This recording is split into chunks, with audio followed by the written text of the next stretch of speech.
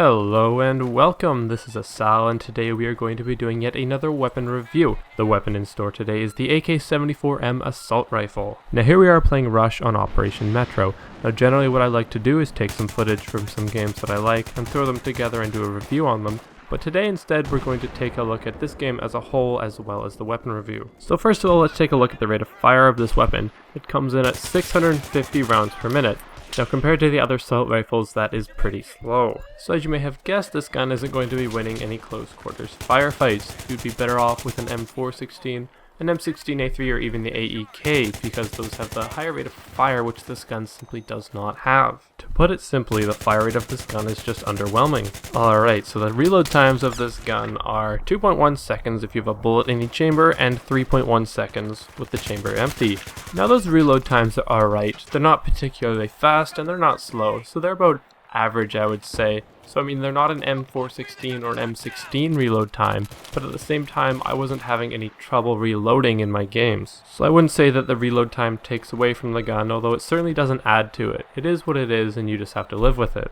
Now I mentioned previously that this gun, on paper, probably wouldn't be very good at close quarters combat, and that is correct. I found myself getting outgunned a lot, simply because it doesn't fire very fast, and that was to be expected. So no surprises there. Now at mid-range I found this gun to be at its best. It was fairly easy to use and there wasn't too much recoil to deal with. Now it certainly doesn't have low recoil, but it is definitely manageable at 0.2 left, 0.3 right, and 0.28 up. The side to side isn't too bad and is easily overcome.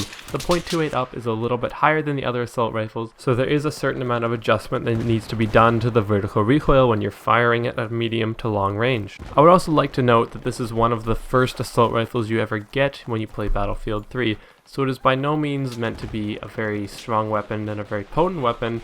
I think it's meant to encourage you to play on and unlock more. Now when I first started playing Battlefield 3, I was paired with this weapon, and as I remember, it was not that great. I didn't like it at all, and I just couldn't wait to get to the next weapon. Now that I've progressed through the game a bit and I go back to this weapon, I realize it's not that bad and it does have some strengths, although it does definitely have weaknesses that I believe outweighs the strengths. So I'm just going to pause for a second and we're going to go back to the gameplay here. Now we are playing Rush and we are down to 20 tickets here, and you see I arm this MCOM station, and in fact it does blow up and I do get the arm. But now, if you look in the bottom left, you can see we're at 0 tickets. I mean, the music is starting to speed up. I'm throwing a grenade in desperation. That guy shoots his RPG, and then boom, we get it last second. I was actually thinking that I was going to need to record another video because we were going to lose, but in fact, the game does go on. So as far as the map goes and how it pertains to the AK-74M, it actually worked out quite well. There were a lot of times where I was firing over a mid-range, and this gun was just working quite well for me. Now, more often than not, I did find myself on the mid-range in this map, and that's simply because of the way the map is designed. There's a lot of times where, say, I'm approaching an MCOM station outside. It's a fair amount of space, but not too much. Or once you get inside, there's all those long hallways, which aren't really long, but they classify definitely as a mid-range. Or when guys peek around this corner here, that's a good range for this weapon. One of the reasons this weapon is a little better for the mid-range is because its initial recoil is a little bit lower than the more popular M16A3, making it ideal for burst fire and just in general killing people over longer distances. So my choice of attachments for this weapon are the heavy barrel, the underslung rail, and the Cobra sight. I chose not to include the foregrip with this setup for a couple of reasons. First of all, I am primarily using this gun as a mid-range weapon. Now if I added the foregrip, I would be increasing my bullet spread, which wouldn't really help me out at range. Also, the foregrip would add some more vertical recoil, which this gun already has a fair amount of, and it certainly doesn't need any more. And as you can see, the horizontal recoil on this gun is actually quite manageable, so all in all, the foregrip simply wasn't worth it. So the AK-74M is actually a fairly decent assault rifle.